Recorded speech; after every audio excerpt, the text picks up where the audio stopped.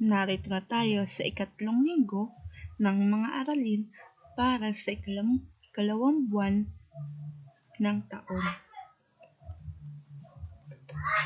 Ngayong araw, Lunes, November 30, 2020, mga pag-aaralan, Edukasyon sa Pagpapakatao o ESP, MAPE, Physical Education at BRB4. Una, ang Edukasyon sa Pagpapakatao o ESP. Kunin ang ESP notebook at ESP module. Buksan sa pahina 23 hanggang 26 ang iyong Edukasyon sa Pagpapakatao module. Makikita ang Week 5 at Week 6 na may tema o aralin pagkakabuklod-buklod ng pamilya. Tanungin ang bata kung kilala ba niya ang mga kasapi ng kanyang pamilya. Ilan kayo at sino-sino ang bumubuo nito? Pagkatapos tanungin ang bata, sagutan sa iyong kwaderno ang gawain sa pagkatuto bilang isa. Tutukuyin ng bata ang mga miyembro ng iyong pamilya. Isulat ang kanilang pangalan sa loob ng lobo. Maaari ring gumupit ng kanilang mga larawan at idikit ito. Magdagdag na lamang ng lobo kung kinakailangan. Sa gawain sa pagkatuto bilang dalawa, balikan ang iyong karanasan sa iyong pamilya. Ano-ano sa mga nabanggit na pamamaraan ng pagpapakita ng pagkakabuklod-buklod ang ginagawa ninyo? Maaaring magdagdag ng iba pang gawain maliban sa mga nabanggit. Isulat ang iyong sagot sa iyong kwaderno. Halimbawa, para magbuklod-buklod ang inyong pamilya, sabay-sabay kayong nagdarasal tuwing gabi. O di kaya, tinutulungan ng bata ang kanyang ate sa paggamit ng computer sa pag-aaral. Sa gawain sa pagkatuto bilang 3 naman, tignan ang mga larawan sa ibaba at tukuyin kung nagpapakita ang mga ito ng pagkakabuklod-buklod ng isang pamilya. Isulat ang letra ng tamang sagot sa iyong kwaderno. Tignan ang larawan simula A hanggang letrang D. Tignan ang larawan sa letrang A. Nagpapakita ba ito ng pagkakabuklod-buklod ng isang pamilya? Kung oo, isulat sa iyong notebook ang letrang A. Kung hindi naman nagpapakita ang larawan ng isang pagkakabuklod-buklod ng isang pamilya, huwag kokopyahin ang letra. Sa gawain sa pagkatuto bilang 4, tignan din ang mga larawan na nasa ibaba at tukuyin ang nagpapakita ng mga hindi pagkabuklod-buklod ng isang pamilya.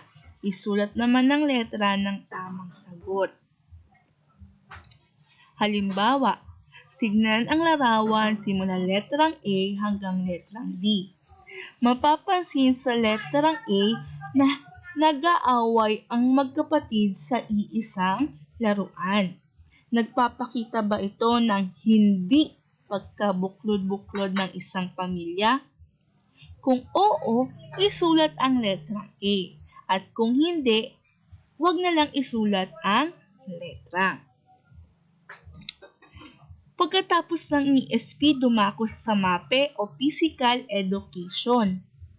Kunin ang notebook sa MAPE at ang module sa Physical Education. Buksan ito sa pahina 6. Week 1, Kamalayan sa ating katawan. Basahin ang sinasabi ng dalawang bata.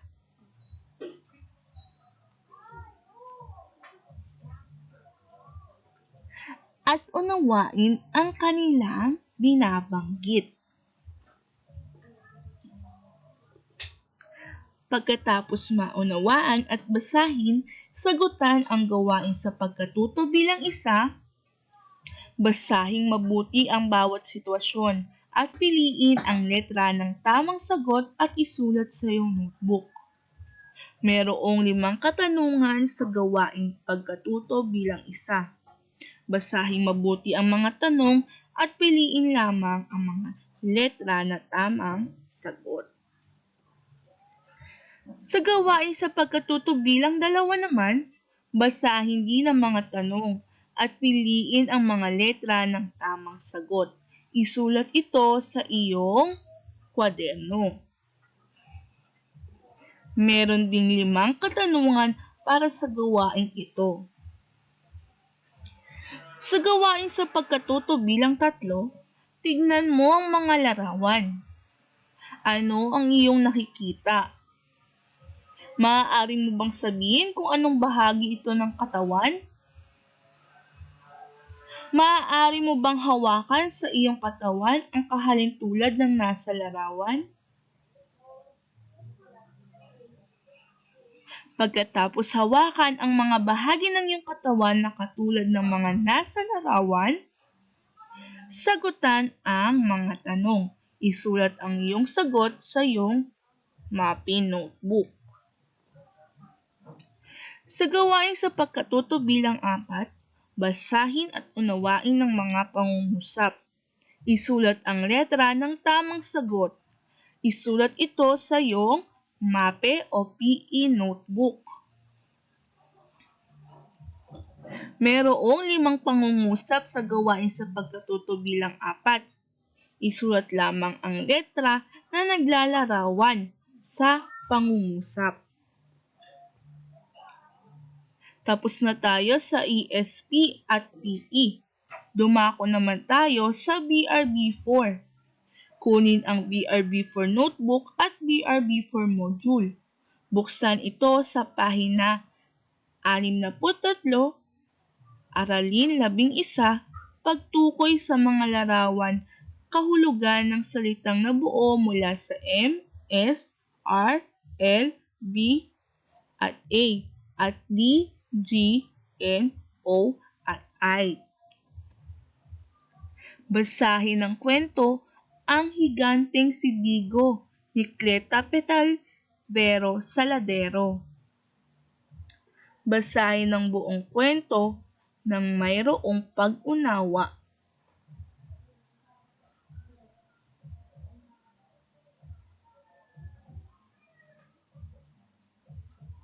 Pagkatapos basahin ng kwento, sagutan ang mga tanong sa usapang bulilit.